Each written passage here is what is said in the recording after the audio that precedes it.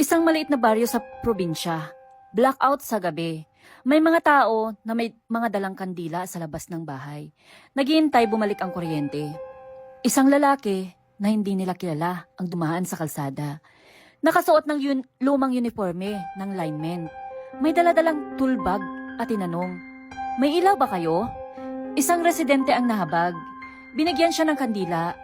Pagkaabot, napansin niyang basang-basa ang mga kamay ng lalaki. Hindi sa ulan, kundi parang langis at dugo. Habang umaalis ang lalaki, biglang kumislap ang mga poste.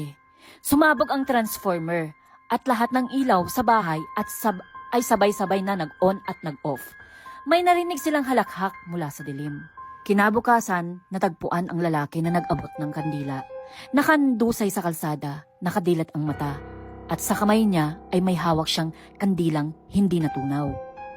Simula noon, tuwing may brownout, naririnig ng mga tao ang boses na humihingi ng liwanag. May ilaw ba kayo?